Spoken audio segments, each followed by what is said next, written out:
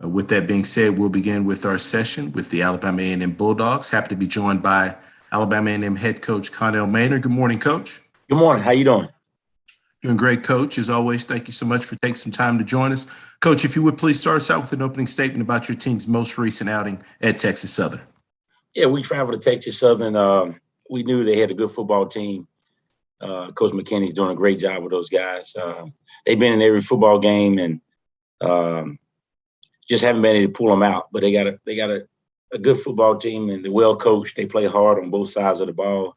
We knew they'd do a threat quarterback.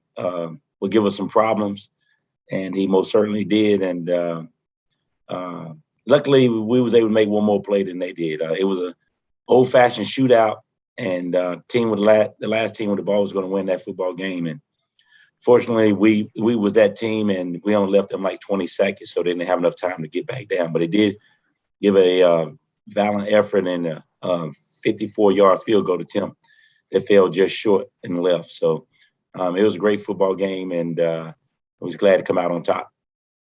Appreciate those comments, Coach. We'll now open up for questions for Coach Maynor. Once again, if you do have any questions, please utilize the raise your hand feature to get your question in the queue for Coach.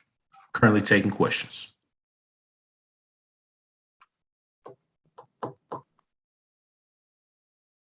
Coach, you look at the performance of Glass, obviously extremely impressive. I think he might even set a new benchmark there for the Bulldogs with passing yards. Just talk a little bit. I mean, I know that's what he does, but just talk a little bit about his performance. Yeah, he went over 3,000 yards in only 9 games this season, and he had another great game. He just continued to be a Quill Glass. You know, he got some great weapons to get the ball to, and offensive line is still improving. They're continuing to get better, and when they give him time, he can pick you apart with those weapons that he has. And he threw his 100th career touchdown Saturday night.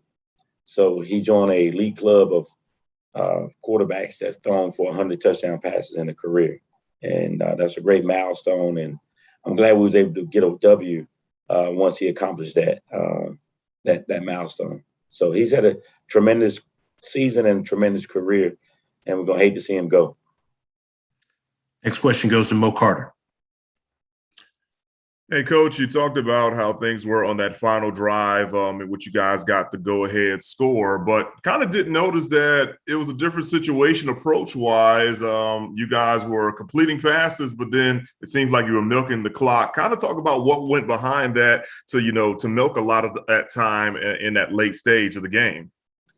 Yeah, they still had 2 timeouts, and so we wanted to score, but we didn't want to score too quick because, like I said, it was like the last team to have the football was going to win the game. And so we didn't want them to have the ball last with 2 timeouts in a couple of minutes. So we just took our time, knowing that we had to have a touchdown, but we just took our time and tried not to leave them too much time. So when we got stopped on the goal line the first time, it made them burn the timeout.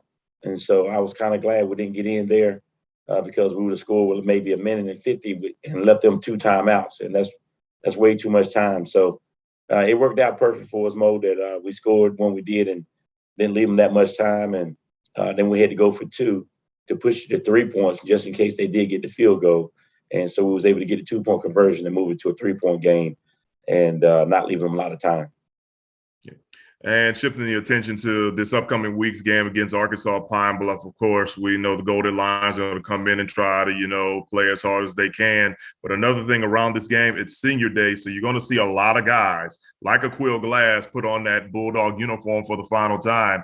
You being a coach for so long, what does this mean? What does this type of day mean for you and your staff as you guys get ready to send the guys out, hopefully with a W?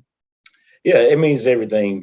These guys, this group of seniors is the group that was here my first year. So I've been here 4 years. These are the guys that got the program turned back around, got them the first winning season in 6 years and had a winning season ever since. Saturday win solidified another winning season for these guys. So that's 4 straight winning seasons, a SWAC championship, HBCU national championship. And, I be forever and grateful for these guys for their blood, sweat, and tears. And buying into this system, getting the guys to believe and them believing in me and this program and what we're doing. And so this will be a huge day for us in this program. And we want to send them out with a W, with a 7-3 record. And I won't have to motivate them this week. They'll be motivated to play their last game in senior day, and all their family be down. And so it's a big to-do, and we look forward to it. We know Pine Bluff and Doc Gamble's coming down here going to try to pull off the upset. And so we got to be ready to play. And I think the guys will, because as I always tell these guys, this will be your last Tuesday practice. This will be your last Wednesday practice. This will be your last Thursday practice. This will be your last Friday practice. And some of you, a lot of you will be your last football game ever playing. So they'll be motivated. They'll be ready to go, and it should be a great game. Right. Thanks, Coach. Thank you. Next question goes to Dr. Cavill. Coach Maynor, I want to talk about that last play call. That worked out really well. Where Glass threw in the flat over there for the touchdown. Was that something that you had saw coming in there, or how did you come up and say, hey, this is the play we want to run at this time? It should be open. Well, they did a good job stuffing us in the running game, and right. They put everything in that we was going to give it to Gary Quarles again. So we just faked it to him and threw power pass, got the fullback wide open in the flat, because his man has to play run and pass. And so if he played the run, we could slip by him and throw the pass. Okay, so if he plays soft, we should be able to run it up in there. But they was coming up there pretty hard, so we knew that we ought to be able to get power pass, slip power pass in there. They put all their money in that we was going to run it and hand it off there, because it was only like a half a yard. So they bet that we was going to run it, and we bet they thought they was going to run it, so we passed it. Worked out well in terms of the play there. Looked like a great call. In terms of you going back into this last home game, finishing out the season as you had the kind of ups and downs, started off really well, had a little blip in the middle, but now you're moving back. Talk about the need to close out the season on a high note. Yeah, we started off with 3 wins, and then we lost 3 in a row, and now we've won 3 in a row again, and we need to win this last one to make it 4 in a row, and go into next year with a 4-game winning streak and make the offseason a little bit better, recruiting a little bit better, just the morale of the team and the program a lot better with 7-3 and on a 4-game winning streak. So it's a huge game for us, and it's not going to be an easy one. No game is easy in the SWAC. You got to come ready to play every week, and if you don't, you'll be going back with a W or L. So it's a huge game for us, and we'll be ready for it. And I know Pine Bluff is coming down here. Planning on getting a W. So we got to be ready to fight. Thank you, Coach. You're welcome. Any final questions for Coach? Next question goes to Perry Daniels. Coach Maynor, if you could speak about postseason bowl games that Akil Glass may appear in, and or any of your other seniors. Well, Aquil's already been invited to one already, so I don't know how many other ones he will get. He might get another chance to play in another bowl game, and D. Anderson will probably get invited to that game. I don't know if Xavier Moore may get invited to one. I'm not sure, but we just got to wait and see. Those guys got to finish out, do all they can do, and wait for phone calls. And if they get an opportunity, they need to try to take advantage of it and play the best they can. And which one has Akil Glass been invited to? The HBCU, I can't remember the name of it now that you asked me, but he was the first one to be invited to it. Okay. It's going to be in, I think it's going to be in early February. I can't remember the name of it now, top of my head, because you asked me, but no worries. It's the first year of it, and it's been black by the Black College Hall of Fame and all those guys. It's going to be a real nice bowl game. They'll be there all week, and it's going to be real nice. So hopefully I can get a couple of my guys in that game. Thanks, Coach. You're welcome. I believe that's the HBCU Legacy Bowl. Right, it is the Legacy Bowl. Correct. Coach Maynor, as always, we appreciate your time. Look forward to talking with you again next week. Yes, sir. See you then. Thank you. Thank you. Appreciate it. We'll now go to Alabama State. Alabama State interim head coach Travis Pearson. I did see Coach on the call. We'll get him set up here. Good morning, Coach. Good morning. Good morning. Coach, as always, thank you so much for taking some time to join us. Coach, if you could please start us out with an opening statement about your team's most recent outing at Mississippi Valley State. Yeah, we went to Mississippi Valley. We knew it was going to be a tough outing for us. Everybody they played in that stadium, they had a chance to win at the end of the game, including FAMU and Jackson and Alcorn as well. We started out, it was a close game. We were going into the half 17-14 turnover. They went down and kicked the field goal. So we went into the half 17-17. And we come back out and just, a lot of explosive plays we gave up to Valley. And, but I thought our kids continued to fight. It was a 31-31 game, and Valley went down and scored off an explosive play, and they got the ball back and was going to kick a field goal. We blocked it, returned it for a touchdown, but unfortunately they called us for offsides. And but I do, commend the kids for continuing to fight. A really good Valley team that that plays well in that stadium, and we knew that going in, but we just didn't make the number of plays that we need to make to come out with the win. Coach, we'll now open it for questions for Coach Pearson. If you do have any questions, please utilize the raise your hand feature to get your question in the queue for Coach. Currently taking questions for Coach Pearson.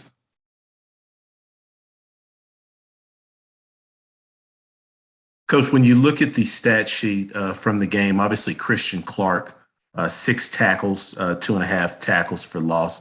Talk a little bit about his impact on the game and him as a player. Yeah, he's been around for a long time, and I expect him to impact the game. With his size and his strength, I expect him to impact the game. And for the most part, he does that. He demands double teams, and he occupies gaps for us and does exactly what we ask him to do in our defensive scheme. So I expect that from Christian, because he's been around a long time. He's played a lot of ball. He's been in this system now for 3 years, and he's done a really good job, and we don't expect anything less for him. Coach, when you look at your upcoming opponent, Texas Southern, what are some of the things that stand out on film? They score a lot of points. It's quarterback run game. They 4 wide receivers. They throw the ball down the field vertically. Just a really good scheme they do offensively and put points up on the board. So we're going to have our work cut out against this Texas Southern team. Coach, when you look at them, obviously, I think the quarterback position is kind of their catalyst to really get them going. This past week, I think he was just shy of 300 yards, threw 4 touchdowns. Dual threat does a lot with his legs. When you look at him, what are some of the things attributes that stand out? Yeah, the one thing is he extend plays with his legs, and that's always a problem for defenses when you can get on the perimeter, extend plays, and still have the run pass option. And I think that he does that very well. I think they run the zone read very well. I think they run the inside zone very well, if that's what they call it. To me, it looks like a little veer, but he does a lot of things well, and he throws the ball well, which makes it even more complicating because he can throw the ball down the field. Currently taking questions for Coach Pearson with Alabama State.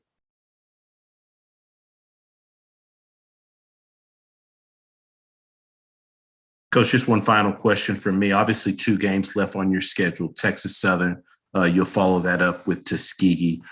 Just talk a little bit about the importance of your team closing out this season on a winning note. It's really important that they close it out on a winning note. These guys have battled, and we can't control the circumstances. Things happen, they happen. So, it'd be great for those guys to go out on a winning note. That would really be huge for this program and for these kids. They come to work every day. They battle every day. They prepare, no different than when we did game 1. So, hopefully we can send them out as winners, but it's going to be a tough task, and we understand that. Any final questions for Coach? Coach Pearson, we appreciate your time. We look forward to speaking with you next week. Absolutely. Thank you. Thank you. All right, once again, for all of our media that are on the call, if you do have any questions for our coaches, please utilize the raise your hand feature to get your question in the queue for coach. With that being said, happy to be joined by Alcorn State head coach Fred McNair. Good morning, Coach. Good morning. Coach, as always, thank you so much for taking some time to join us. If you could please get us started with an opening statement about your team's win there at home over Prairie View A&M. I thought collectively we played an extreme hard-fought ball game, a lot of effort. The young men played with a lot of excitement.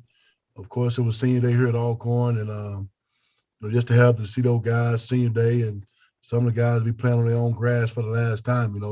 I was excited about those young men, that seniors that we leave behind, that we mentors through the course of a year. But it was a hard-fought ball game. Coach Dooley, he brought a team here that played very extremely hard, and we knew that coming in. Those guys have been fighting for the last 6 or 7 ball games in a row, so we knew the tough task going to be at hand, and we had to master intensity in our play to what they was going to give us.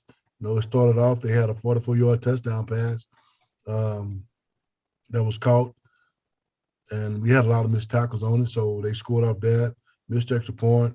We came back and scored a touchdown. The Charles Pringle pass, 57 yards. They came back and kicked the field goal. The seesaw battle.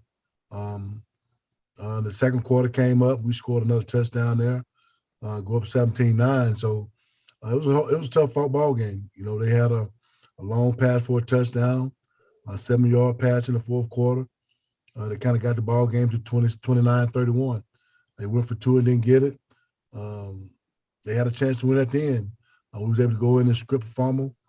And we recovered the fumble. So that was the end of it. But it was a hard-fought ball game. Coach Dooley and his staff done a real good job of coming in and with a lot of excitement the way they play. So hats off to that staff that they got, and my staff did an outstanding job of going in and making some adjustments at the halftime to get this ball game won.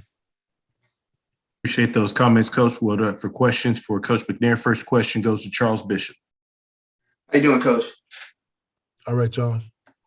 You've been a part of this story rivalry with Jackson State as a player and a coach, but what is the one thing that sticks out with you in regards to this rivalry with Jackson State? To me, just the excitement that these young men bring to us, man. When they get ready to play this game, you don't have to say too much, man. And I told the kid this morning in team meeting, I'm not going to say nothing the whole week. And I'm going to let the week play out. They know what's at stake here, and they know how intense this ball game going to be.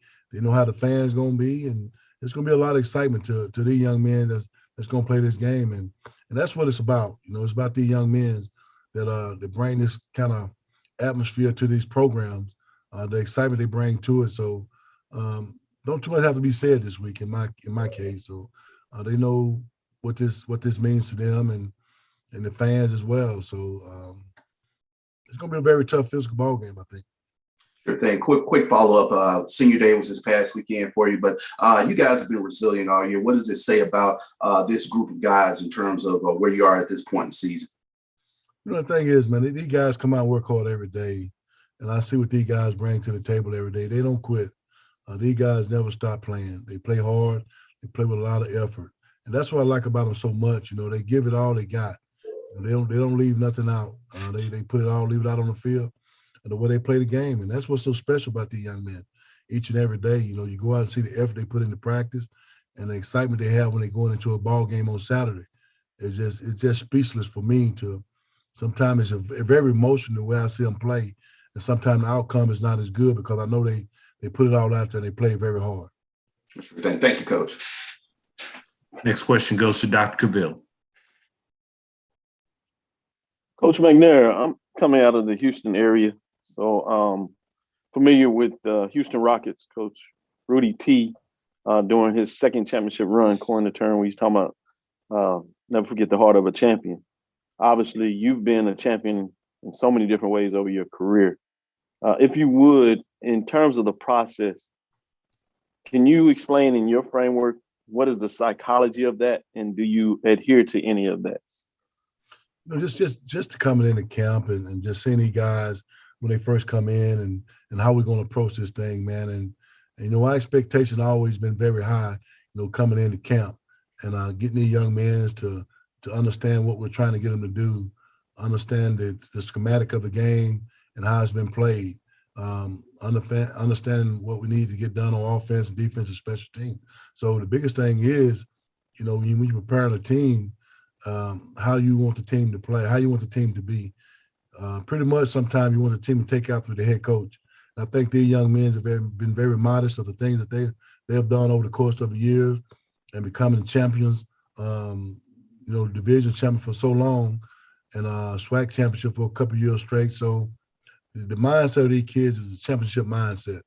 And, it's our job as coaches to keep these jobs in championship form, whether it's through recruiting, through grad transfers or whatever it may take. So we got to go out and put ourselves in a situation as coaches to bring the quality young men in that makes our program even better every year. And that's our intention and that's our goal, to keep this school and this football program in championship form.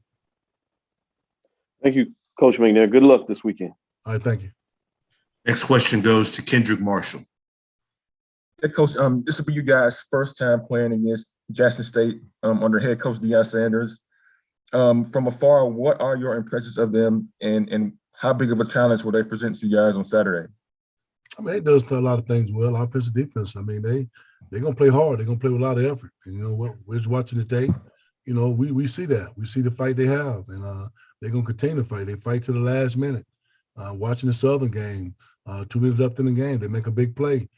Score the go-ahead touchdown, to win that one. So they continue to fight to the end. And we just, like I said, we got to match the same intensity they have in that fight area. So we just got to go in and play hard and play as physical as they play. And I think our guy will match their intensity and the physicality of the game. So that's the name of it. We just got to bring it to the table. As a quick follow-up, what kind of element does the rivalry now, I guess, have with Deion Sanders being the head coach over there? It brings a lot. It brings a lot more excitement, I think. And the things he brings to the table, and just like any other, it's been a Jackson State Alcorn rival for years. We had the excitement of the crowd, we had the excitement of the players and things of that nature. So pretty much the same. Just a different coach. I think with a different mindset. I talked to the guy this morning. I said nothing changes. We still got to go in and play a physical ball game. We're not going to play Deion. We're going to play that football team they're going to put on the football field. It's going to be on 11 on offense, 11 on defense, and 11 special team players. So that's our mindset. We're not thinking about playing the coaches. We got a football team that's going to be ready to play the opposition, which is Jackson State. So our mindset is set to play a 60-minute ball game and not think about what's on the sideline. All right, thanks. Next question goes to Jean-Jacques Taylor. And forgive me, I was having some technical difficulties, so I had to pop back on. I was wondering what the most impressive part of Shedeur Sanders' game is, Coach. He's a very impressive player. He's been a freshman. Done come in and do some great things for that program. He's a quarterback by nature. Been taught well, does some great things. He throw the deep ball well. We look forward to seeing that, and we got to be able to match the sense that they're gonna bring in the excitement of his play. I think the team feeds off him. He's a great leader, what I see, and he does a lot of things well. Thank you. I appreciate it. Next question goes to Wilton Jackson. Good morning, Coach. How you doing? All right. What are your impressions of James Houston? James Houston, he's a natural linebacker. Play hard, play physical. He don't stop. His motor's always running. And what I see on film, and that's what we're gonna get. We're gonna get that player in Houston. So he's gonna do a lot of things, but we got to be able to protect, be able to block him, and everything. So he's a very physical guy. I mean, he's gonna bring it to the table every snap, and so we just got to be able to match his intensity the same as playing. We just got to be able to protect and open up the holes for the running backs. Thanks, Coach. Last question goes to Luke Williams. Good morning, Coach McNair. Give me a little history about Alcorn State versus Jackson State going back to when you played. It always been big, man. Even when they had the Capital City Classic, the Soul Bowl, the Southwest Airline. It goes on back. It goes deep, man. WC Garden. I mean, it goes way back, you know. And the biggest thing is it's a great atmosphere for a college football game up in Jackson. So it's exciting for the fans, and the band's exciting, and just the history of that game, you know, just carries a lot of weight, brings a lot of attention to the city, you know. But you know, it's a ball game. It's going to be played between the lines. You know, the fans got bragging rights, so that's always the case. You know, what was your record in the games that you played against Jackson? I never beat Jackson when I played. I only played at quarterback 2 years, my junior and senior year. Both my freshman and sophomore year, I didn't win either. But I quarterbacked for 2 years against Jackson. So, you know, I never did beat him against. I never did win against Jackson. Who were you playing? Who was playing with Jackson when you played against them? I believe it was John McKenzie. He was a quarterback then. You know, you had a lot of guys that played defense. Wallace, Mike Wallace played safety. You had another safety, and I think it was Primo. You had all those guys back then, man. It's old school football back then, man. Line up and play hard. But you know, it was a lot of excitement then too. You know, it was the Red Sox, and it was a real blue bigger football then, man. I tell you what. So, but just them coming out and just seeing excitement of both teams, man. It was always exciting. Go back to the days when Isaac Hope and all those guys too as well. So it was a lot of excitement football. And talk about the I understand, and I'm not sure the date, but did they already honor Coach Cassim? That was on Thursday. This past Thursday, we honored Coach Cassim here at the school. How was the event? Well, the event went well. I think the event went well. I wasn't able to attend. I had another thing I had to go to during that time, so I wasn't able to attend. But I got pictures and a lot of people talking about how well it was. Okay, Coach. Good luck on Saturday. Thanks. Coach McNair, as always, we appreciate your time. We look forward to speaking with you next week. All right, guys. Appreciate you guys. Thank you. Next, we will go to Bethune-Cookman. Bethune-Cookman head football coach Terry Sims. You see Coach, we'll get Coach queued up there. All right, to be joined by Bethune-Cookman head coach Terry Sims. Good morning, Coach. Good morning. Coach, as always, thank you so much for taking some time to join us. Coach, if you would please start us out with an opening statement about your team's most recent outing versus Grambling State. Well, I think, again, it was a great game of all three phases playing together. We showed up to play. It was an early game, 11 o'clock kickoff. So we had to get them up at 6 a.m. and we were rolling, basically all day. But great game. Grambling came to play. I just think we jumped out on them early. We had a couple miscues early in the game, but we were, able to overcome them and just made plays. We made the plays we were supposed to make. Didn't make all of them, but we made enough to win. And it was a great team win. Comments, Coach. We'll now open up the floor for questions for Coach Sims. Our first question goes to James. Good morning, Coach. How are you, sir? Good morning. I'm good. And you? Pretty good. When you look at the Grambling game, just talk about your takeaways there, and then you move into the Florida Classic, and that's a big-time week, as we know, in the state of Florida. Yeah, I think we had some guys show up. Jimmy Robinson III, one of our young running backs showed up and had a great day on Saturday. Ladarian Wilson had a good day. We had some guys that played roles in other games, but they showed up big on Saturday, and that was huge for our football team. We ended up making a few big plays defensively, which helped us out with winning the field position battle, and our punt team did a great job. So just again, all around great effort by these guys, and we put another one together, and it allowed us an opportunity to win another football game.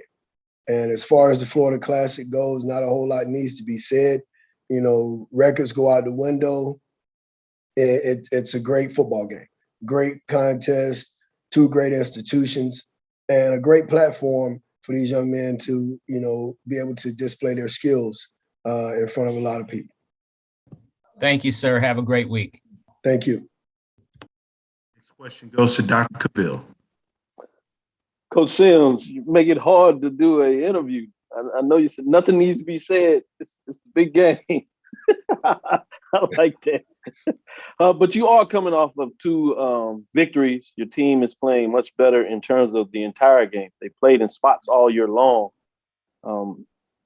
Because of the fact it is the classic game, is there really anything that you have to say in regards to them playing so well? Or is it about just coaching up the details as you continue to try to get your team to improve week to week? Well, it's just, you know, we talk about technique, fundamentals, and being physical, playing fast. We want to, you know, start fast. We want to finish strong. And I think that's something that we have been able to put together the last couple of weeks, and it's shown well for us. So it's not a lot of rah-rah speeches going on. These guys have been coming to work every week. The ball just hadn't been bouncing our way. They continue to work, and now, you know, I think we're hitting a stride, and good things are starting to happen for us. A follow-up question is, what is the challenge in regards to when you have the classic? You have all these other extra items that you have to do that you normally don't do for a game weekend without the lunching, all the fanfare where you really need to be there to help do that side of the efforts. How much of that do you give over to your coaches? And because you've done it so often, does that make it easier that your coaches may have to do additional things? Or do you create the practice in such a way that you can be there to get the things in during the week to be prepared for the game? Oh, yeah, I'm not missing practice. It doesn't matter really what's going on unless the athletic director or the president is there to see me personally. We're not going to miss practice to do a whole lot of anything. So that's not going to happen. We'll just get to what we can get to. It has been a while that we have been doing this. So it's most of the stuff is second nature. And we can handle what we need to handle on a daily basis. There are a lot of things that have to be done with the Classic, but we kind of work around meetings and practice here. Thank you, Coach Sims. Good luck this weekend. Look forward to the game and the matchup. Thank you. Next question goes to Melvin Bill. Good morning, Coach. How are you? I'm great. And you? I'm well. Coach, talk a little bit about the resiliency of these kids to fight through the challenges that they faced this season and to really just kind of turn it around and evolve and emerge into the team that they are today, which is a team that should do pretty well in the Classic?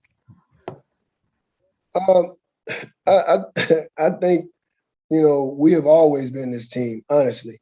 These guys have been working every week. Again, we've just had some miscues at different times of the different games and not been able to finish and put things together totally. But this team has been here the whole time, and I don't think, we're not into more victories, but I don't think anyone that's played us will say that it was a pushover game. We just have had some things happen that kind of made it harder for us to win games. And now we're starting to clean up some things and do things the way we're being coached to do them. And we're starting fast, which is a great thing for us. And we're finishing out games. We're finishing strong. And I think that's helping us be in the position that we're in right now. Coach, when you think about it, this opponent you're facing, Florida A&M, certainly presents its own set of challenges, but you said you could throw the records out. Talk a little bit about this Florida A&M team that you're facing on Saturday. Explosive football team, and that goes from offense, defense, and special teams. Offensively, they have a lot of weapons. They have a quarterback that's going to manage the football game. They have two great backs. They run the ball. It's a 1-2 punch. They're two different type of backs. and they have, some talented receivers that will go get the football, and they can, run by you if you're not paying attention. Defensively, they have a defensive line that will I think stand up against any defensive line in this league or at this level for all that that matters there. They have a couple of secondary guys that I think they feel good about playing man coverage with, and always they're solid in the kicking game. So it's a talented football team, but we know that, and we've known that every year that we played them. It's not a game you can go in and say we're just going to lay down or they're going to lay down. It's going to be a tough football game. It's going to be a physical football game. That's what it is every year, all the way down until the last couple series of the game. That's what happens in this game, and we expect nothing less. Okay, thanks, Coach. Thank you. Final questions for Coach? Coach Sims, as always, thank you for your time. We look forward to talking with you next week. Thank you. Thank you. Next, we will go to Florida A&M. Florida A&M head coach Willie Simmons. Hey, good morning, gentlemen. Hey, good morning, Coach. How are you, sir? I'm doing well. Coach, as always, thank you so much for taking some time to join us. If you could please open us up with a statement about your team's most recent game versus Arkansas Pine Bluff. Well, I thought our guys did a really good job of handling another road trip, the last true road trip of the season. Started out a little slow offensively, but we're able to get some things going. Rashawn McKay had his best game by far, 383 yards, 5 touchdowns, and 3 quarters of action. Box to Road National Player of the Week. So a testament to him, his hard work, the offensive line, the receiver core, tight ends, running backs, the whole crew for, allowing him to have that type of game. And needed because of the team we're about to face. Then defensively, again, held another opponent to under 200 yards total offense. And so playing great defense, special teams, another big return by K-Dot. And so, probably our most complete game. And again, you want to be playing good football this time of year. As we know, the biggest game of the year is coming up this weekend in the Florida Classic. So a lot at stake. This game is huge for many reasons. And our football team has to prepare to get ready to play a very inspired football team that's on a 2-game winning streak and could very easily be coming into the game, 7 or 8 wins as well. So we know they're dangerous. We know this game is a game that we have to be ready to play. And our guys are hard at it. So appreciate being here today, and I'll take questions now. First question goes to Kendrick Marshall. Yeah, Coach, as you mentioned in your opening statement, that this is a big game for a lot of reasons. This morning, you guys made the FCS Coaches Top 25 poll. Barring you win Saturday against Bethune-Cookman, what would be your pitch to the FCS selection committee as to why your team deserves to be in the postseason? Well, if you can find many teams across the country that have one FCS loss to a ranked team by 1 point in an FBS loss, then I'll say if there are 23 more teams, if there are 23 other teams that have that, then they're as deserving or more, or 24 in that case. So I think our resume speaks for itself. You can say what you want about our strength of schedule, but I think that's from people who don't watch SWAC football and who don't appreciate the level of play we have in this conference. So it's a great conference top to bottom, a lot of really good football teams, and these teams have been competitive against teams in other conferences and have beat some. So again, when you look at what we've been able to do on the football field, when you look at the teams in our conference or what we've been able to do outside of conference play, I think our resume speaks for itself. As a quick follow-up to that, why do you think, I guess, voters probably don't take teams from the MEAC and the SWAC seriously when it comes to evaluating them for the postseason? Well, I think there's a general misunderstanding, first and foremost. I saw an article last week that said that MEAC, SWAC, and the Ivy League are not eligible for the playoffs. Well, that's not true. We are. We just don't have an automatic bid because of the Celebration Bowl. And so there's a deserving team in the SWAC or the MEAC. We can get into the playoffs with an at-large bid. So I think that general misunderstanding from a lot of voters who don't understand and appreciate HBCU football, It's part of the reason why we don't get the national recognition we do. And when you see the fact that teams like Prairie View in 2015, South Carolina State in 2019 missed the playoffs to teams that had 4 losses and sometimes 5 losses, I think it's just an overall lack of respect for the level of play in the SWAC and MEAC. All right, thank you. Question goes to James Hill. Good morning, Coach. How are you, sir? Hey, good morning, James. Pretty good. When you look at the Florida Classic, can you take us back to some of your earliest memories of this rivalry as you've been a part of FAMU's fan base and coaching staff? And just take us back to your earliest memory of the Florida Classic, if you will. Well, obviously, growing up here in Florida, you're going to be around both Rattlers and Wildcats. And so I've heard about this game my entire life. A lot of athletes out of Quincy did not go to Florida A&M, and because they didn't recruit them or for whatever reason. And so a lot of them end up going to Bethune. And so, you know, I've heard about this rivalry from their perspective. One of my high school teammates played at Bethune. Guys I've played against in high school played there. So, again, it's a game that if you grew up in the state of Florida and you appreciate Black college football, the Florida Classic is a part of our history and culture and DNA. So I don't know what my first memory was, probably because I was too young to even know I was being taught to about the Classic, because, again, this has been part of our family's culture and history, you know, way before I was even thought of. Coach, you've been a part of this experience when it was in the MEAC. Now it's in the SWAC. But just can you talk a little bit about the Florida Classic going into this weekend? And also, when you look over at Bethune, what do you see from the Wildcats? Well, again, this game is always going to be the biggest game of the year, regardless of records, regardless of, you know, standings, whatever the case may be. This is bragging rights in the state of Florida. We are the 2 prominent HBCUs in the state. And so, you know, bragging rights are on the table, and they've had bragging rights for 10 years now, 10 straight years. And that upsets a lot of Rattlers. And it's up to the football coach and the football team to change that, right? So we know the responsibilities that come with being the head coach here at FAMU. And so, again, you know, Bethune's a very dangerous football team, always has been. Very talented.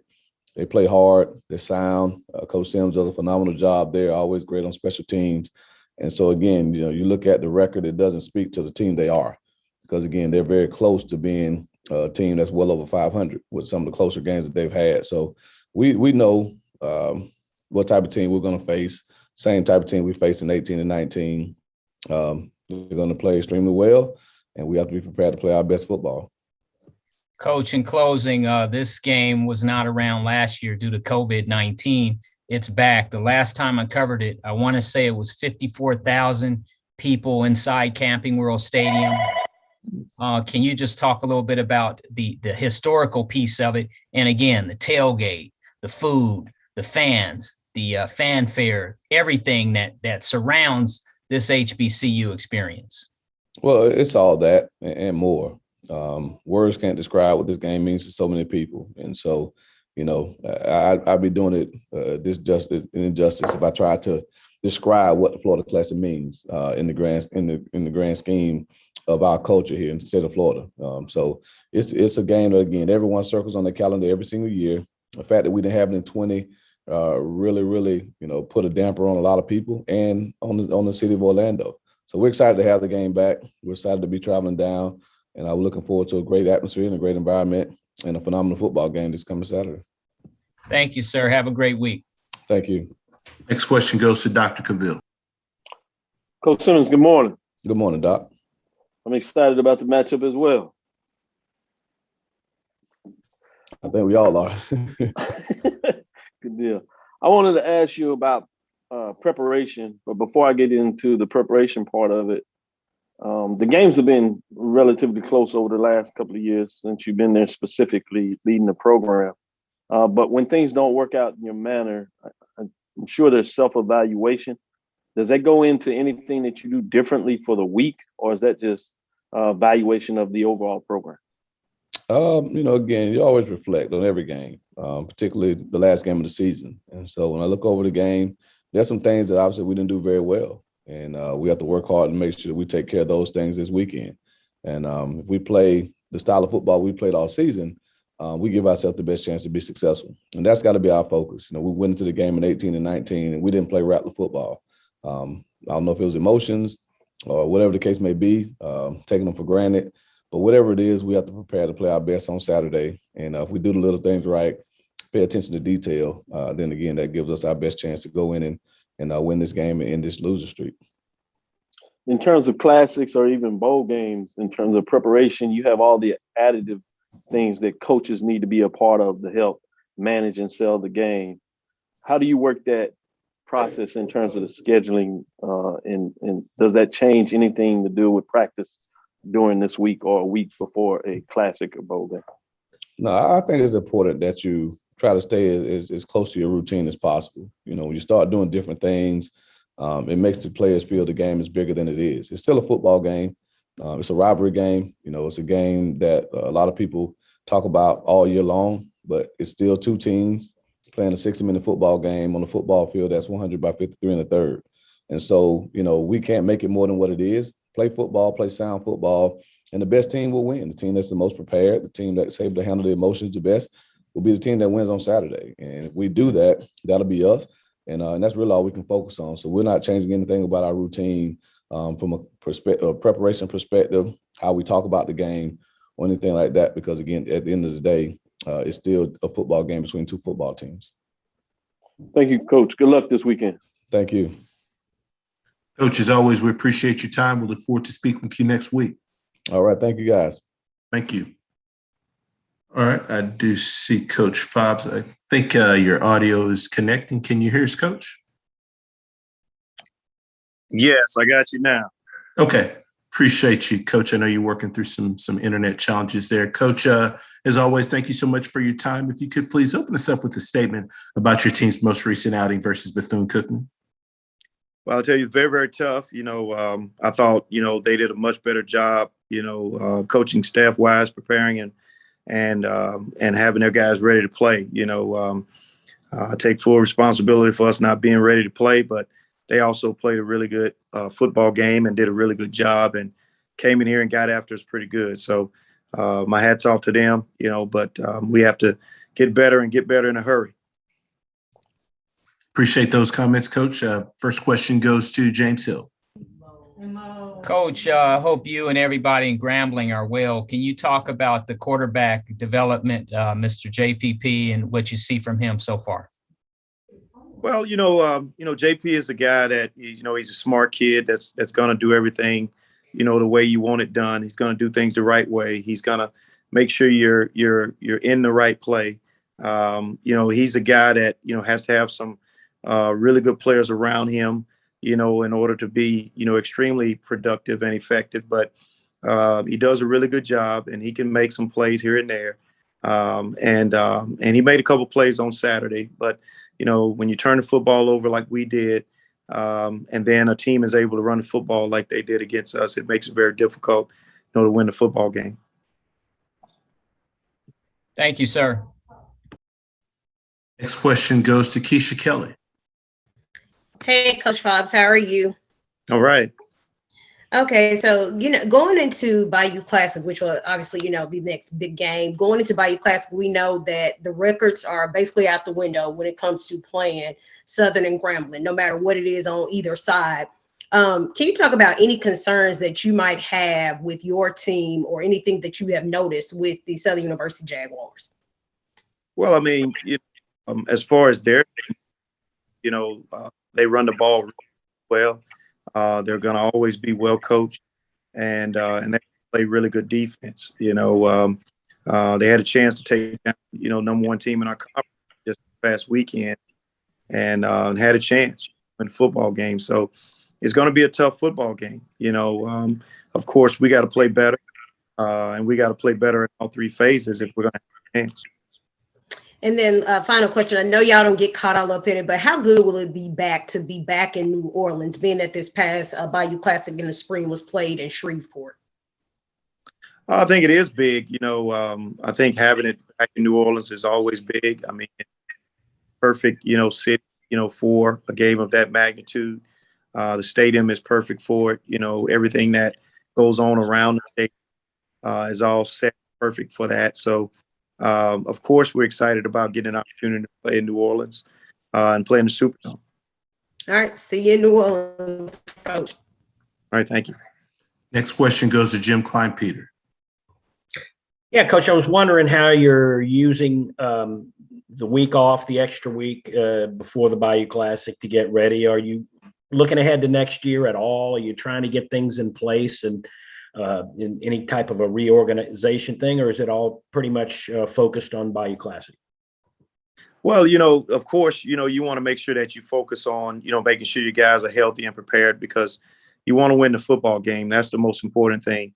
But secondly, you also want to build, building blocks and build upon, this particular football game for the future.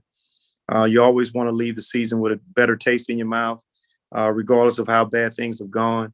We want to leave the season with a good taste in our mouth. So our goal is to, focus on our players, focus on what we can control, focus on trying to get better and develop, but then also, putting together a plan that will allow us to be effective next Saturday. And also talk a little bit about Southern's offensive attack. They're one of the few teams that still, emphasizes the run first, and they probably emphasize it more than most teams. And how does that affect your preparation for them? Well, it doesn't affect our preparation. We prepare the same way regardless of, the type of team we're facing, whether they're, a team that likes to throw it around and spread it around, or whether they're a team that likes to ground and pound. It doesn't matter. We still prepare the same way. So for us, it's about making sure that that first of all, we're healthy. But second of all, making sure that we come up with a plan that's clear, that we can understand and our players can play well in that particular scheme. So that's really what it's about. It's just playing really good football, getting back to playing fast and physical, and then executing. That's really what it's about. What are some of your observations about the way Southern runs the ball, though, their attack? It's no different than what they've done. They're a physical football team and big offensive line that really does a good job of coming off the ball, and 2 or 3 really good running backs that are big and thick guys that can really get after you, and then a quarterback that's a big physical guy, behind all of that. So and then they're good enough at receiver, to force you to play them honestly. So it really is a challenge, and for us, we're gonna have to play really good football in order to have a chance. Coach, as always, we appreciate your time. We look forward to speaking with you next week. All right. Thank you. Thank you. Good morning, Coach. Good morning. Coach, as always, thank you so much for taking some time to join us. If you could please start us out with an opening statement about your team's most recent outing versus Florida A&M. We lost to a good football team. Florida A&M played really well. They're real good on defense, and they played really well. They're very stingy on defense, and they're a very good football team. So we came out the gate, tried an onside, and we recovered it, but got called back for an offsides. But we played with some energy, and we stifled them a little bit up front. For a while. And then they got into a good rhythm there in the second quarter, and that ended up really being the difference in the game. So we weren't able to overcome that. But really, really tough defensive football team. I believe it's, in my opinion, one of the 2 best defenses we've played this season here so far. So, them and along with Prairie, but I'm very impressed with their defense. Appreciate those comments, Coach. First question goes to James Hill. Coach Gamble, I hope you and everybody in Pine Bluff are well. Can you talk a little bit about the Golden Lions mentality going into this football game on Saturday versus Alabama A&M and Mr. Glass? Another challenge, and our mentality is to prepare to go win a football game. They're A&M is extremely good on offense. Mr. Glass is a good football player, and he got good weapons around him. They like to throw it, and throw it again. But they got a dynamic running back as well. So they're a really good football team offensively. They're still they do some good things in the special teams that you got to make sure you account for. And then they're still hunting a little bit like we are on defense. So, if it may come down, be one of them games where it come down to the last team with the ball. Coach, in closing, a quality showing can help you as you go forward with your program, with recruiting, education, graduation, notoriety, and all the good stuff. Can you just talk about going out, the way you want to finish this season? Well, James, I think we've had a quality showing in every game. We got to win. That's the bottom line. We got to win, and that's what's most important for us is to win. And then that helps going into the offseason and with recruiting as well. Thank you, sir. Good luck this week. Thank you. Next question goes to Melvin Bill. Morning, Coach. How are you? Good. How are you? I'm well. Coach, you just played this Florida A&M football team, and certainly there's been a challenge for HBCU programs to get into the playoffs. Is this Florida A&M team deserving of a shot in the playoffs? Are they that good? You just look at their record. They've have one loss to a conference champion in Jackson State, and then they got one FBS loss. So I don't know what else they can do. And even if they don't finish out this well, this upcoming game here Saturday, still deserve a shot. So they have a resume that's good, and they've played good football throughout the year, and they're good in all areas of the game. So I don't see why not. It'd be a shame if they don't get picked. Coach, you alluded to their defensive efforts and how they're playing defense very well. What did you see them from an offensive perspective? What did you see from Florida A&M? They just stick to what they do, and they're going to stick to it. We hit the quarterback. You don't rattle him. You stuffed the run game. We did that, and they stuck to it. And then they were able to take advantage of you in the throw game. The quarterback has become a little bit more. He was, about a 50% completion percentage guy coming into our game, and he exceeded that this week. He had a career day. They were able to exploit some areas that we were very, very weak at, and their coaching staffs do a good job of finding and sticking with their plan. They're methodical on offense, and you can do that when you have a stingy defense. So you don't rush them. The other part about it, so you can't give them a short field. We gave them a short field a few times, and that's because of a turnover here and turnover right before the half, and then they got a short field in their return game. So you have to really beat those guys, and you don't have a chance if you shoot yourself in the foot. Thanks, Coach. Yeah. Next question goes to Mo Carter. Coach Gamble, you and the Golden Lions finished the spring 2021 season against Alabama A&M, and you're going to finish the fall against Alabama A&M. Besides a championship being on the line, is there anything else that's really different when it comes to the preparation as you get ready for Coach Maynor and the squad? No different. I mean, it's a game on Saturday that we got to get ready to go play. The only difference between this week and in the spring is the game is being played in Huntsville, not in Jackson. So, but that's it. It's got the same cast of characters that they have on offense, and they know how to put up a lot of points.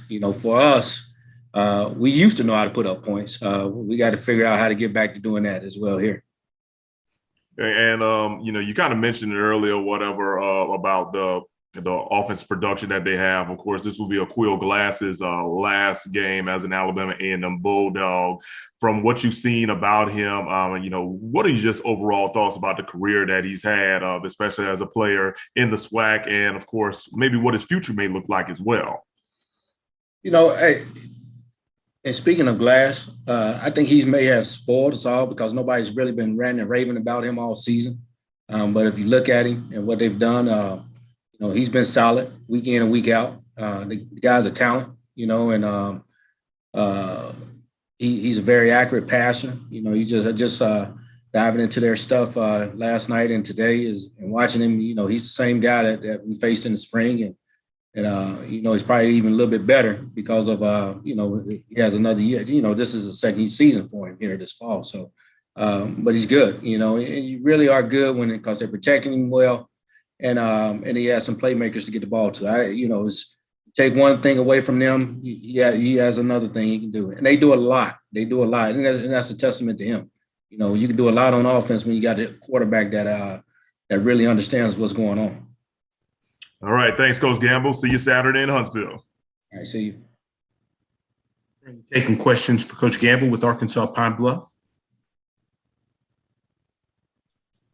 Any final questions for Coach? As always, thank you for your time. Look forward to speaking with you next week. All right. Thank you. Happy to be joined by Mississippi Valley State head coach Vincent Dancy. Good morning, Coach. Good morning. How you doing? Great, Coach. As always, we appreciate your time on these calls. Coach, if you could please start us out with an opening statement about your team's most recent outing versus Alabama State. I thought we came out and played well. Of course, there's some areas that we have to improve on, but I thought it was a good, hard-fought game by both teams. You know, Coach Pearson did a good job of preparing Alabama State to come in a hostile territory to play a good football team. And early on, I thought we just got going, moving the ball. We moved the ball, you know, early in the first quarter. We scored on our first opening drive, which I thought our guys did a good job of a 9-play drive and, you know, and scoring on. Then we came back, they scored, and it was just some body blows. We kept tying the game up. But eventually, I thought our running game was able to establish a physical, hard, you know, running game. And we was able to complete some big plays in the passing game to, you know, to take the lead and went on to win the game. Just like I said, a good hard-fought football game. And I thought our guys showed up to play on senior day, and we wanted to send the seniors out the right way, and I thought we did that. Appreciate those comments, Coach. We'll now open up for questions. First question goes to James Hill. Coach Dancy, I hope you and everybody in the Delta are well. Can you just share your thoughts on continuing to build a winner at Mississippi Valley State University and putting your stamp on this program and getting better every week? Just a testament to this good coaching staff that I have around me. These great players who continuously to buy into the process. Man, it's an overall collective effort by everybody, not just me, but everybody that's in this program. That's just continuing to just trust us and have faith in us that we can get it done. But overall, man, it's just a testament of hard work. I think, you know, at the end of the day, you know, hard work, you know, it pays off. And I say that every week, and we continue to go out and, you know, practice hard and develop these young men in a positive, right way, starting with the classroom first and then trickles down to the practice field and then to Saturday. But man, just like I said, just a testament of hard work, man, and God been good to us, and we're just gonna continue to build on. Thank you, sir. Have a great week and good luck going forward. Yes, sir. Thank you. Goes to Stephen J. Gaither. Hey, Coach Dancy, how you doing? I'm doing good, and you? Awesome. Yeah, you guys, again, you know, you came in and a lot of people underestimated you, and you guys have really fought and gained not only respect, but, you know, just, you know, continue to grow your program. So as you're doing that, you know, you guys building in the recruiting game is essential. We're about a month out from signing day as well. Now that you guys have got some wins behind your sales and things like that, what are, you know, how do you feel like you guys are doing in recruiting? Do you feel like you guys are maybe able to get a caliber of player that maybe a year ago wouldn't have really given you as much time a day? Or just talk about how your recruiting is evolving as the rest of your program is evolving. I think anytime you win and you establish it and you build it, and then recruits get a chance to come out, especially, you know, we've had a lot of home games, so we had a lot of recruits on campus, and they've been able to see the process, what we've been able to do around here, build this program. So of course, you know, it wow recruits. You know, they see that this is a program that's on the rise, so it gives them an opportunity to really sit back and make some choices. You know, and one of those choices is Mississippi Valley State now. You know, so I'm just proud of the way we go out week in and week out and show that we are a team on the come up, and we're a team that's building for success, and give these recruits nothing but confidence. And say, why not me? You know, some of those games we lose about 3 points, you know, 6 points, you know, it's giving them the opportunity to say if they have 1 or 2 more players like myself, then, you know, we could change that program and we could be champions. So it's been good for us this year. And so we hopefully we can move forward into recruit and be able to land some of those big fish that's out there. But at the end of the day, we want to get the players that fit Mississippi Valley State and fit our way of playing football. Appreciate it, Coach. Good luck going forward. Yes, sir. Thank you. Question goes to Kendrick Marshall. Yeah, how much does it help to have a guy like Willie on your staff who's been in your shoes, who's been a great player at the university? How does it help to have a guy like that around who knows the landscape of the SWAC and Mississippi Valley State to continue to build your program? It means everything to me.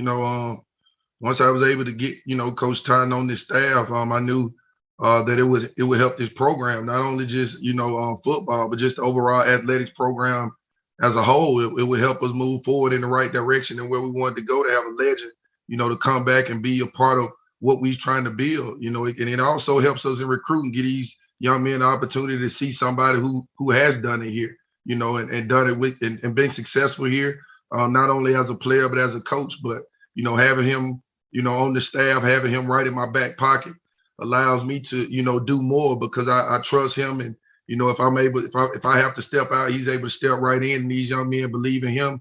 And because he's done it at a high level, not only at this school, but, in college football. So it's been a blessing, man. And I'm honored to have him on my staff, a wonderful man, not only as a coach or as a player, but just a wonderful person, man. And I'm just grateful and thankful to have him on.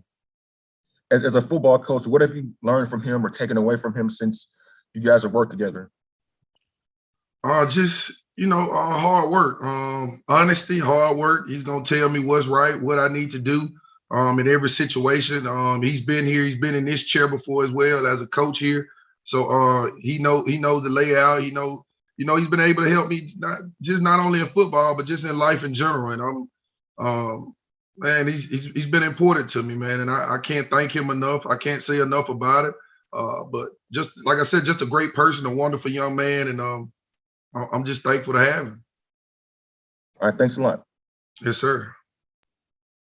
Really taking questions for Coach Dancy with Mississippi Valley State. Any final questions for Coach? Next question goes to James Hill. Hey, Coach, why is the last game of the season so important? Teams want to get a W, earn a victory going out. Talk a little bit about finishing this thing up and moving forward. We want to finish strong. Winning 3 games here, I don't think that hasn't been done since 2012. Been a long time, since we won 3 games. And we want to finish strong. We want to win that 4th game and go out the right way, but also sending these players out on the right way, going to the off season on a high note. And it also is going to help us, continues to help us in recruiting. So they help us build for the next year and up and coming years. So we want to finish it out the right way. It's only right that we finish what we started. And I think we didn't start real good, but we was able to fight this whole season. I think we played some of the toughest football games against some of the toughest opponents in our league. And being able to put up a fight against some of the toughest opponents in our league. And I think at the end of the day, if you ask, most of these coaches that we played, they'll tell you that it was a hard-fought game. Some of the toughest game was against Mississippi Valley State. So we want to finish it out the right way and, go down to Prairie View after this bye week and get a W against a good, very, very good Prairie View football team who is coached by Coach Dooley, who's been, a great coach in this league for a long time. Even when I was playing, Coach Dooley's been making his mark on this conference for years, especially being an offensive-minded coach, man. He's been doing a great job, and he's been doing a phenomenal job with that team that he has right now, and that's why they're in the position that they're in. So it's only right that we go out and get those guys to fight of their lives in Prairie View. Thank you, sir. Have a blessed week. Yes, sir. Thank you. Any final questions for Coach? Final questions for Coach Dancy. Coach, as always, we appreciate your time. Look forward to talking with you next week. Thank you. Thank you. Next up, we'll go to Prairie View A&M. Panthers head coach Eric Dooley. Good morning, Coach. Good morning. How you guys doing? Doing great, Coach. As always, we appreciate you taking some time to join us. Coach, if you could start us out with an opening statement about your team's most recent outing at Alcorn State. Oh, yeah, we went down to Alcorn. Just going into the contest, we knew what type of opponent we was facing. Actually, this whole conference, you got to prepare and be ready to play football for 60 minutes. But I thought it was a great game day atmosphere, the environment, everything that was there. That's college football at its best when you talk about the Southwestern Athletic Conference. We got off to a fast start. We know that Alcorn will weather the storm and continue to compete. And the game came down to the wire, just like it should, with two good teams. I thought that played. Of course, they played hard, but, I commend my guys. They played extremely hard, and they played for 60 minutes. Unfortunately, this time here, we didn't come out with the victory, but our guys fought hard, and we'll continue to fight. Appreciate those comments, Coach. We'll open it up for questions for Coach Dooley. First question goes to James Hill. Coach Dooley, I hope you and everybody on campus are well. Can you talk about the conversation of controlling your own controlling your own destiny and controlling your own narrative in terms of you want to win and go places and continue to have success, championships and so on and so forth. But just talk about moving forward. I think it's always good when the ball is in your hands. You have the opportunity to make the difference. You can't fault anyone for what you can control. So we understand that. Just unfortunately right now, we got a game before that game. We got to play Texas A&M. So we know it's a big game, but it's a game for us. And I understand I've had opportunity to be around for a while and understand what's at stake. So we're going to play football, but I do like the fact that we do control our own destiny. Coach, playing on the big stage and getting a look and everybody gets a look at you. Just talk about the fruits of your labor and continuing to build a winner. And it's got to be a beautiful thing for SWAC and HBCU football. It is, but it's a constant grind. I think you got to continue every day. I don't believe in just a season getting better. I believe in getting better every day. I think you got to win the day, and that's what we set out to do. But it's going to be great for our guys to have that opportunity. I always tell the guys, you got to seize that moment. When you got the opportunity, you got to seize the moment and understand what you're trying to do. And the biggest thing, I just been a big proponent of the Southwestern Athletic Conference. We gotta make sure that we represent our conference well, and that's what we're going to set out to do. Thank you, sir. Have a great week. You too. Thanks. Next question goes to Terrence Harris. Hey, Coach, how you doing? Doing well. How are you? I'm good. Hey, I just want to talk to you a little bit about just what is it like? I mean, you've gone through this, through this very competitive SWAC season, and now you're about to jump out of it and play Texas A&M. I mean, in the midst of this, very important season for you guys. I mean, what is that like, and how are you guys handling this? Well, I would say what it's like is kind of mind-boggling. You understand. If I would have it my way, this game would have been in September. But unfortunately, this is how the schedule lies. I don't complain. I just try to find a solution. So we just got to prepare. We prepare just like anything else. These young men have aspiration of playing on the next level, and these are the type of individuals you want to play against. So now you get a chance to measure up against guys who they quote unquote is supposed to be a larger institution. But I feel good about our guys. I know how we compete, and we're going to compete for 60 minutes. What about, in terms of your philosophy for this game? Does it change at all in terms of how you play your guys? How you spread that playing time around? Do you make any adjustments or play this game maybe a little bit different just because, it doesn't have as much meaning in terms of what you guys want to do SWAC-wise? Well, we still have that same philosophy of work smart, so you got to play smart. And we understand that, and we understand what we need to do and how we're going to prepare. But we never going to not give ourselves a chance at anything. We're going to always compete. I'm a competitive person. It doesn't matter what it is. If you and I are just walking on the street together, I'm going to compete against you because I want to beat you. That's the bottom line. So we're going to compete. We're going to represent Prairie A&M University. We're going to represent the Southwestern Athletic Conference, but also we're going to be smart. obviously, I mean, would it have been easier? And I think this is probably an obvious question. I mean, if you guys have been able to kind of take care of business this past weekend, would it have been easier going into this game? I mean, knowing that you were satisfied with what you needed to do for the conference race. Yeah, but of course you can you can look at that situation now. Life is not easy. So this is how the ball bounces, and we got to deal with it. We put ourselves in this position, so now we got to climb up out of this and be prepared to play in whatever game it is for us to play. Okay. Thanks, Coach. Thank you.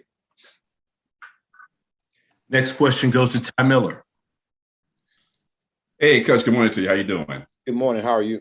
I'm good, Coach. When you look across Texas A&M offense, you look at Jake Whittemire, the tight end. You look at A-Kane, the running back. You look at Spiller, the running back. You look at Calzada, the quarterback. Talk about the competition you're facing this weekend when you look at players like that. Well, you're talking about some great players that in all phases, not just on the offense side of the ball. You can even look on the defense side of the ball. They got several young men that are playing as true freshmen that are playing exceptionally well. So when you look at a team of this magnitude, you can almost say pretty much a all-star team because they got some guys that they want. You got 4 and 5 stars, which I don't get into, but they got 4 and 5 star athletes there that can play, that some of those guys are ready to go to the next level. But, I just still have the same philosophy. It doesn't change. You put your pants on one leg at a time. If you decide to put both, we can do the same. So we understand what's going to take place, and we're going to play the football game. Coach, have you come across Jimbo Fisher in terms of a personal relationship, and what are your thoughts on him and how he coaches his teams? Yeah, I had a chance to spend a little time with him because both of us was in Baton Rouge at the same time as assistants. So I always clinic with everyone. I want to. Sometimes it's important to learn what to do and what not to do. So I'm always trying to learn. So yeah, I have come across, but not. I wouldn't say a close relationship to whereas first name basis. So this will be the first time getting the opportunity to go against him. Had a chance to meet with him on a lot of occasions when he was in Baton Rouge. Coach, Alabama has played New Mexico State for the past 2 years, and during those 2 seasons, the money that went to New Mexico State actually helped to keep their program alive that Alabama, paid out to them. How much will this money help Prairie View going forward? Well, I wish I can comment, and I would like to comment in a good fashion, but I just stay off. I just try to make sure I prepare this football team. I leave the money to the people that can take care of that, but I'm pretty sure it's always going to help because it's not for free. So I'm pretty sure it's going to help in some capacity, but it's just not something that I control. Okay, Coach. Thank you a lot, and good luck this weekend. Thank you. Next question goes to Dr. Cavill. Good morning, Coach Dooley. Good morning, Doc. Thank you. I wanted to ask you about, you mentioned that you put the team and yourself put themselves in this situation. What is the mindset of the players at this point, as you can tell? Well, the mindset is good. Everything that we set out for is still in front of us. We still control that. It's not that we got to sit back and hope something take place. It's still in our hands. And we understand that we still can accomplish our goals. Just got to go a different route. Sometimes you drive down Interstate 10 and you got a roadblock. You got to change. You got to detour. You got to go another direction. So that's the way we take this here. We got to go another direction to get to where we want to get to. Great point. Wanted to ask you with this matchup against Texas A&M, anything you do differently in terms of the preparation, or do you prepare just like you do for any game, conference game, non-conference game? Is there any difference in that? I say you prepare the same because you don't want to get your guys off course and have them thinking in a different mindset. We prepare the way we prepare as if this is an opponent that we're going out and we're going after. I'm an attacking style coach, and I'm always going to attack. That's just going to be the bottom line. So we prepare, but you understand certain things, how you do it and why you do it because of the magnitude of the game and where we sitting at to accomplish some of the things we want. So I think it's going to be the same for its preparation, just different strategies. After the day, coming off the trip back home, overall in totality, you look like where you sit in terms of the opportunities that you have ahead of you. Yeah, I do because the opportunity is still in front of us. What we set out, it's a tough conference to be in this position. I think we're very fortunate, but you got to close the deal though. Sometimes you got to finish, and I feel that we're in position to do that, and those young men understand that. Certain things take place, but you just don't complain. You just try to find that solution and move forward. Thank you, Coach. Good luck this weekend. Find ourselves looking in the rearview mirror. No doubt. Excuse me about that. Thank you, Coach. Good luck this weekend. Thank you. Any final questions for Coach? Coach, as always, we appreciate your time. We look forward to talking with you next week. Thanks for having me. Thank you. Next, we're going to go to Southern University. Southern head coach Rollins. I do see Coach there with us. Good morning, Coach. Good morning to you all. Coach, as always, thank you so much for taking some time to join us. If you could please start us out with an opening statement about your team's most recent outing versus Jackson State. Well, it was a hard-fought ball game, back and forth, very physical contest between us and Jackson State. Came down to the wire. We're up by 10 with 7 minutes left in the game. Needed one play or one stop to close it out, but unfortunately we didn't make that happen. So we're very disappointed in how the game ended as far as us coming out on the losing end. So we're going to regroup and move forward from here this coming bye week. Okay, appreciate that, Coach. We're going to go out of order here for this question. First question is going to go to Jim Kleinpeter. Hey, Coach. Yeah, just in anything after sitting and talking with the team and watching the film, anything you want to add to what you've told me before? Well, honestly, Jim, actually, everything that we saw on a Saturday night is exactly the same thing that we saw on a film. You have to win your one-on-one. So, winning your one-on-one battles, whether it's a one-on-one coverage, a one-on-one block, a one-on-one tackle, just winning those one-on-ones. We need to win our fair share of those one-on-ones, which change the outcome of the game. Mm-hmm. And would you talk a little bit about the impact getting Gerard Sims back has had? It looks like y'all went to him heavy the other night and primarily. Well, it's good to have him back. Anytime you can get a all-conference football player back on your side of the ball is always good. He's a common force in an offense. Whenever you can turn and hand it to him and you can get 4 to 5 yards and, an opportunity, maybe a chance for an explosive play, that's always good to have a person of that caliber back in the fold. And talk a little bit about this will be your first Bayou Classic as a head coach. It's got to have some meaning to you. Absolutely. I mean, this is a traditional matchup. I mean, this is not just a game. It's an event for ages, years and years as far as family members, Grambling, family members, Southern. It's just, it's more than just a game. It's more than just a game. It means a lot to the state. It means a lot to both universities. It means a lot just for morale. It's more than just a football game. Next question goes to Perry Daniels. Coach Rollins, for the second week in a row, your offense has failed to score a touchdown in the second half. What would you say to those in the Jaguar Nation that say Coach Rollins and his staff are great game planners? However, at halftime, they fail to make adjustments? Well, I mean, there's really nothing that you can say about that because if you look at it on the surface, that's what it looks like, even though everything, what it appears is not what it is. But if you could say that, I mean, I can't argue that point. And a follow-up. When Ladarius Skelton was pulled out of the game, he seemed to be upset. It looked as though you were trying to keep him engaged in the game. Did he take himself out as an option to be placed back into the game later on? No, he did not. The reason why he played, if they had several different defensive packages. So if he started a game because they started that defensive package. So we had a game plan for that certain defensive package of personnel that they were in. And when they got out of that defensive personnel, then he was his package was no more.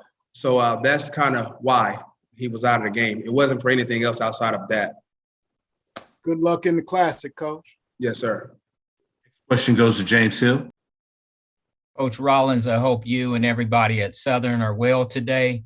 Can you talk a little bit about the Bayou Classic going in? It's Black history. We know it's HBCU football, part of the legacy.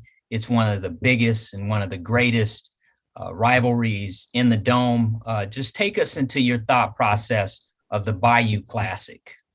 I mean, like I said earlier, it's more than just a game, and you kind of, for all the reasons that you mentioned, our thought process is just to work as hard as we can possibly work, put out the best product on the field to represent the Jaguar football nation as it should be represented in this monumental game. The Grambling State University football Tigers, when you look over there, what are you seeing from them, and what would you like to basically do in this game coming up? Well, first and foremost, we have a bye week in between. So before we get kind of into it, we hadn't kind of dove into it just yet because, you know, we have a bye week to peel back the layers on who they are and how we'll attack them and how we think that they'll attack us. So we have a little time in between that. But I know what this game is, and what you see on film is going to be 10 times more because of the magnitude of the game. Thank you, sir. Enjoy your first Bayou Classic as the coach at Southern. Thank you. Next question goes to Keisha Kelly. Hey, Coach Rollins, how are you? Doing well.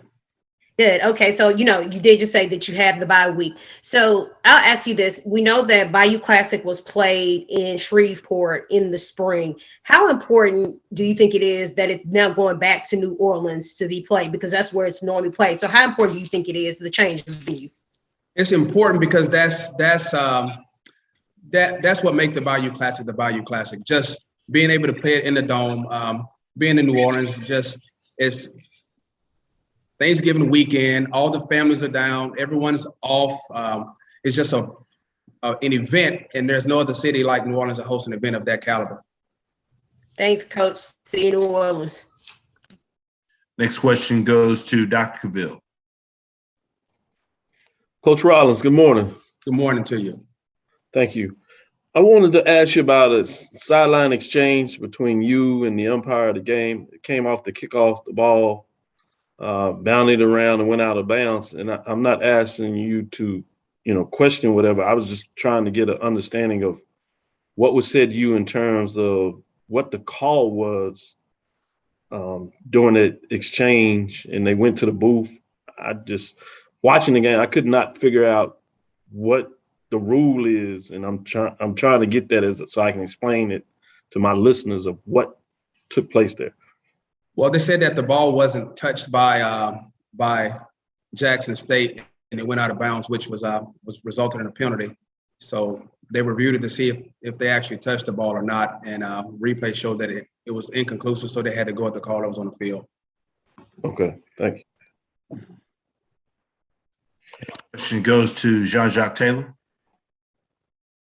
Hey, Coach, now that you've seen Shedeur Sanders up close and personal, what were your thoughts on his performance? He's a good football player, a very good football player. He's poised. He can make all the throws.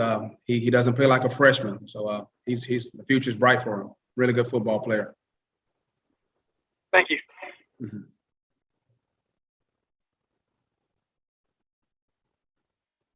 Any final questions for Coach Rollins? Coach Rollins, I do have another follow-up question in terms of before the half. You decided to go for it on fourth down. What was the thought process of going for it at that time? I mean, it's less than a yard. And, I believe in our team. I believe in our offensive line. I believe in our running back. So I felt as though we can get a yard there. We have a 14-point game going in at halftime. Anytime you can get a score inside of the middle 8, that's a momentum booster for us. Knowing that we weren't getting the ball coming out in the second half, that was a good chance to put points on the board at 7 points. So we felt as though we had a good package and a good plan to get a yard. But unfortunately, after replay showed that we didn't get in. Thank you, Coach. Personally, I like the call. Just wanted to understand the makeup of it. Thank you. Last question goes to Perry Daniels. Yes, so I like the call as well, Coach. However, why not Ladarius Skelton at quarterback, who's a proven much better runner? Well, he's a good runner, but we feel Gerard Sims is a great runner as well. So he's a running back. So we felt as though that he could give us that same boost because we ran that same play, and that play's never been stopped for less than a yard. So for some reason it got stopped for less than a yard this Saturday, but we felt that Gerard Sims gave us our best chance in that situation. Thank you, sir. You're welcome. Coach Rollins, as always, we appreciate your time. We look forward to speaking with you next week. Yes, sir. Thank you all. Thank you. Next, we're going to go to Texas Southern. Texas Southern head coach Clarence McKinney.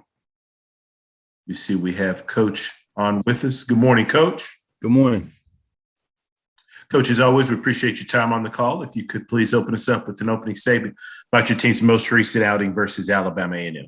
Yeah, I hosted Alabama A&M this past weekend for Senior Day. And if you like offensive football, a lot of points scored, a lot of yards. A terrible game if you're a defensive lover of the game. So it felt like both teams left the defense on the bus, and the team that had the ball last was probably going to have the best chance to win. And unfortunately, that was not us. Appreciate those comments, Coach. We'll open it up for questions. First question goes to James Hill. Coach, I hope you and all the guys are well. Can you talk about going into Montgomery, Alabama State University, Ezra Gray, coaching change, the Hornets football team, and again, it should be a really good game. Yeah, we're looking forward to it. Ezra Gray is a really, really good player. They've got some really good players on that team as a whole. We know it's going to be a tough outing for us. As every week in the SWAC, you're going against a team that can win each game, or we feel like we can win each game. So looking forward to it, looking forward to getting back out there and giving our guys another opportunity to get in the win column. Thank you, sir. Good luck. Thank you. Next question goes to Terrence Harris. Hey, Coach, how's it going? Good. How you doing, Terrence? I'm good. Hey, I want to talk to you about Michael Badajo and just kind of what have you seen from him over these years and his development and what he's come to mean to your team and your defense? Yeah, he's the heart of our team, heart of our defense. Since the day I got here, he stepped into the role of being a leader, and he leads by example. He works extremely hard, both on the field, off the field, in the weight room, in the classroom. And the guys listen to him because they see that he does things the right way, and we're going to miss him. Thanks, Coach. Thank you. Next question goes to Dr. Cavill. Coach McKinney, as you talking about getting off the bus, it seems like the defense has kind of stayed there. But in all seriousness, offensively, when you get a game going like that, how challenging is it for the defense as the ball just moves around and big plays just all over the place?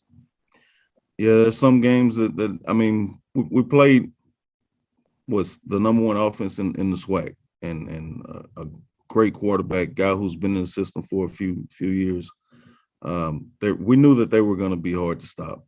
And so offensively, we felt like we were pretty tough to stop as well. And so as a defense in a game like that, you just want to get a couple stops to get your offense the ball and maybe have your offense add some points to extend the lead. So it's like plugging holes in the dam. You plug up one hole and then they find a way to score it a different way.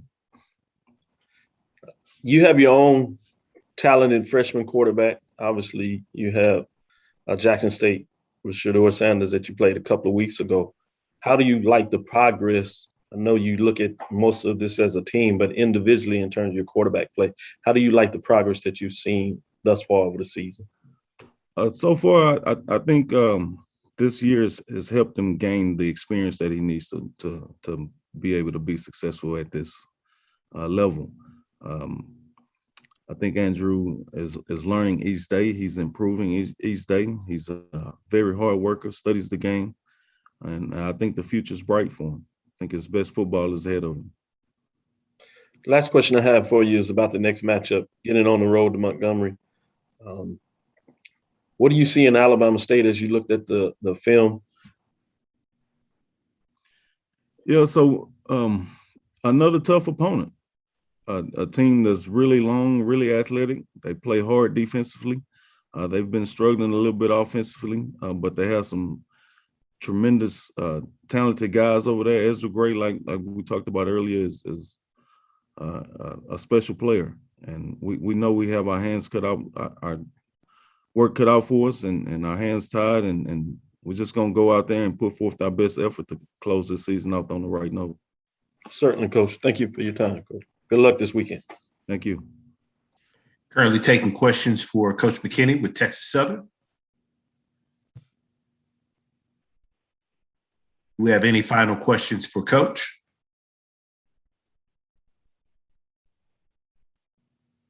Coach McKinney, as always, we appreciate your time. Look forward to talking next week. Thank you. Thank you. There you go, guys. I like to be authentic with you. I want you to think I joined the book club with my African. Absolutely. We appreciate you, Coach. Coach, once again, welcome back. If you could please just open us up with a statement about your team's most recent game versus Southern. I'm proud of my guys. I'm proud of the coaching staff. Proud of Coach Flea, first and foremost, for taking over everything and just continuing the commitment to excellence. We didn't miss a beat. The kids respected them, honored them, loved them, appreciated them. And the whole staff, man, done a phenomenal job. Hat goes off to shoot Southern for the game that they just played. And I talked to the coach this morning and reiterated my apology to the nonsense that happened at the conclusion of the game. But it is what it is. I mean, it's a tough rivalry. We know that. But we got to do better, and we will do better. Appreciate those comments, Coach. Open questions. First question is Charles Bishop. Coach, how you doing? Welcome back. Excellent. Thank you, my man. I wanted to start off by asking, what was it like for you, not only as a coach, but as a father, to watch Shedeur lead that game-winning drive, and then for Shiloh to close things out with that interception? Phenomenal. I mean, it's no coincidence. Just think about it. We scored 21 points, which is a heck of a sign from the Lord to me. Shedeur did what he did. Shiloh closed it out, man. If that wasn't God had in his hand around me and around us in that particular game, I don't know what it was. But it was a tremendous feat by not only my kids, man, but by the whole team, but especially the defense, how they performed all game long.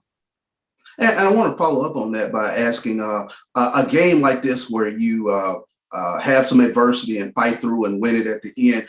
In terms of I believe, how big does that go going forward with regards to you building this program? Well, I told them at halftime I only needed 22 that believe. So we need 11 offensively and 11 on special teams. We just need to field the team offensively and defense. That's all we needed was 22 that was willing to come out the locker room and believe. That was the message at halftime. We weren't consistent. We were giving second chances with jumping off sides. We weren't executing offensively. We couldn't run the ball at all. But we believe. It's not one moment in that game that I felt like we would lose. I consistently believed, and I knew we would get it done in the end. Sure thing. Thank you, Coach. Thank you. Next question goes to Jean-Jacques Taylor. Hey, Coach, can you describe your emotions over the last 3-4 weeks of not being able to? Jock, my man, it's been tough. It hasn't been easy. I don't know if most of you know, except for Shiloh because he went to South Carolina. But my kids have never played a game without me. You got to understand that thought process. And Shedeur, me calling plays for him his last 4 years, and us just never being apart for the last his whole life. Never missed a game. So that wasn't easy, man. I mean, that's not only my team here at Jackson State, these are my kids, and I'm not there for them. So it was tremendously tough. Tremendously tough. Next question. Secondly, Go ahead. I'm sorry. No. Secondly, how many times did Ashley Robinson have to stop you from coming up there while you've been out? Oh, sure. He had to stop me not one time from coming up here while I was out. I wasn't able to come up here while I was out. That's the thing. But we spoke often. We spoke quite a bit, more so than anything. I look forward to Saturdays, man. I look forward to game days. That kept me motivated. It kept me uplifted, kept me inspired. And me having my phone and could work my fingers and let them know what we needed to do during the course of the game was phenomenal too, and seeing the message relayed. So that was very prominent, and I had fun doing that. Thank you. Next question goes to James Hill. Hey, Coach Prime, great to see you again. Shador, Shiloh, and the entire JSU Tigers who dressed down competed. Can you talk about that victory at Southern as you guys continue to basically control your own destiny through hard work? Well, I'm happy with the team. I'm happy with us fighting through adversity, us overcoming adversity in a hostile environment. I really am. And we didn't play great all game, but we played great when we needed to play great. And it was a monumental win. I think, when was the last time we beat Southern? 2013? Something like that. It was quite some time, and when we got to learn how to win, but not only how to win, but how to win with class, because I don't like the way it concluded, but I'm thankful and appreciative of the victory. Coach, when you're coaching up a football team and you're on the road to SWAC championships, Celebration Bowl, and there's all these beautiful things at the end, just talk about the grind and continuing to believe, as you say, and move forward. Well, we go one practice, man. We're not looking down the street by any means. We practice for practice. The way we practice is normally the way we play. And the way we compete at practice is normally the way we compete in the game. So we grade practice really tough. Guys lose their starting positions in practice, not in the game. They lose it in practice. So we're cut a little different. We're not looking for the championship Celebration Bowl. That's the last thing on our mind right now. We're looking to go out tomorrow. We practiced yesterday. Today's the off day. We're going to go out tomorrow and have a great day of practice. That's the way we think. Thank you, sir. Feel better. Great to see you, and good luck versus Alcorn. Thank you, my man. Next question goes to Keisha Kelly. Hey, Coach Prime, how are you? How you doing?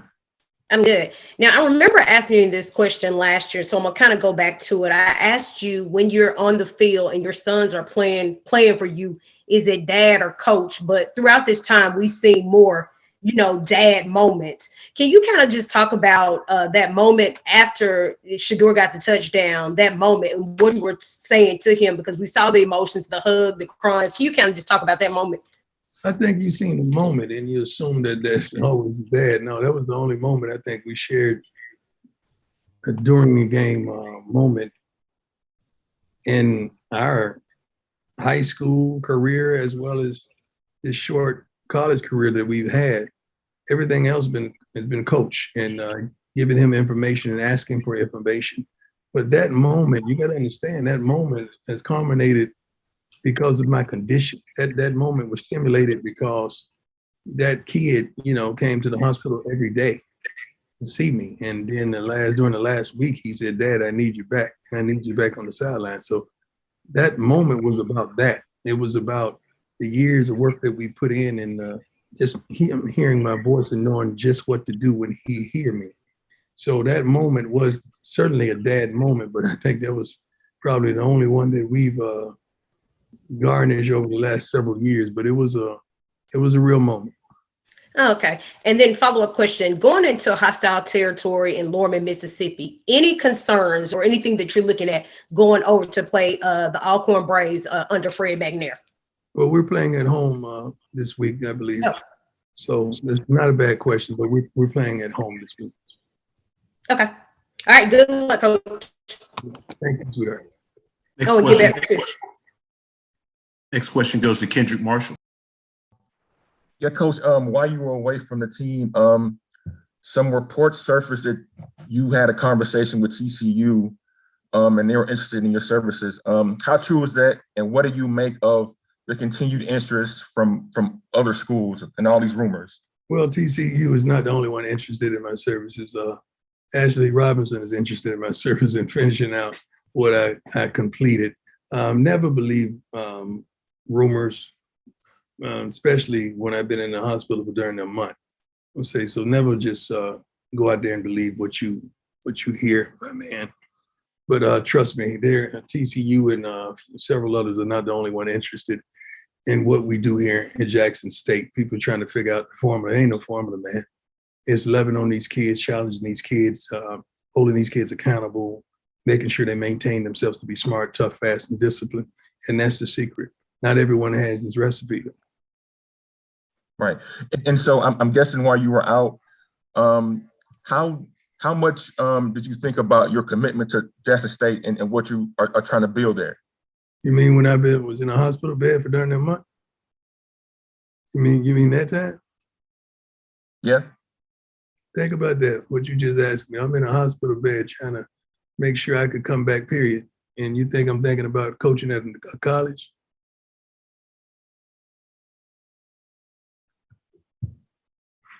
Well, it's something that was on a lot of folks' mind, whether or not you would come back or not. It's on a lot of folks' mind, a lot of our folks. Think about this, man. I'm in a hospital bed fighting, in a real fight. You have no idea. Nobody on this line have no idea what I've gone through. You just can assume and guess and analyze this and analyze that. You have no idea. You think I'm in a darn wheelchair just to be in a wheelchair because I'm stunned? I'm a dog, man. I'm a man's man. I like to do stuff on my own. I'm being helped in the car, out of the car, to the bathroom, out the bathroom, and you think I want this? So you think I'm thinking about departing or doing this and doing that, man? I'm thinking about my life and how I could bless the multitudes, and God ain't finished with me yet. So it's my thought process. How I can help the next man up. How I can help the next sister raise her kids if the dad ain't doing his. How I could bring us together, unite us. How I could stop the darn killing in Jackson, Mississippi. How we could have a wonderful weekend and have 60,000 Black folks as well as white, Black, and Hispanic folks in one setting, and we don't have to worry about no one dying that night, man. Those are my thoughts. That's what my life is about. Connectivity and taking people upward. Coach, if we could just take two more questions. Next question is from Corey Thompson. Good question, though, my brother. Good question. Hey, Coach, welcome back. Congratulations on the win. You guys have a spot in the SWAC title game. How big is that for you guys to be in there? That's tremendous. Not only tremendous for the team, but it's tremendous for the family, the JSU nation, the JSU family. I love, man. It's tremendous of the toil that we've gone through over the last, a decade and a half. It's been a minute. It's a tremendous feat. And I'm so darn proud of these young men and everyone connected to our program. It shows what unity and what togetherness and what challenging people to do right when wrong is the obvious choice. They still choose to do right. These young men, man, I love them to life. And I'm happy. This is a tremendous feat. People just thought we were joking when we said I believe. But we really believe, without a shadow of a doubt. And everybody on that stadium that's gonna wear blue, white, and red, they may not believe, but they're gonna have on apparel. But you rest assured that 11 on that field is gonna believe. And those coaches on that apparel on that sideline is gonna believe. Thank you, Coach. Last question. Appreciate it. Last question goes to Stephen J. Gaither. Good afternoon, Coach. Welcome back. How you doing, my man? Doing well. You talk about last week, a rivalry game, and this week, no different, an in-state rivalry game. You guys have clinched your championship spot. They're looking to do theirs. Just talk about keeping the intensity up. I mean, you guys have been the hunted all year, but just talk about doing that with it's still a high-stakes game, right? Well, definitely. You asked me that question. It seemed like you was insinuating that we may not go out there and give it our all because we're already in. I don't think like that, man. We don't play games in between the lines. As long as we're in between the lines and there's a film guy up there filming, that means we got to be serious because these guys are trying to go pro. and not trying to go to college. They in college. They're trying to go pro. They're trying to get to the next level. They're trying to impress. They're trying to get someone's attention. So that's my common theme. Every time we take the field, we aim to win, and we aim to be dominant on either three phases of the game, special teams, including offense and defense. So we're going to go out there and take this game like it's a championship game, like we do every game. Okay. Appreciate it, Coach. Thank you, sir. Coach Sanders, as always, we appreciate your time. We look forward to talking next week. Hey, man, I appreciate you all. Please know that I missed you all. And I'm thankful for many of your prayers and your well wishes. And the story ain't half told. God is good. Please remember that God is so darn good. God bless y'all. Appreciate it, Coach.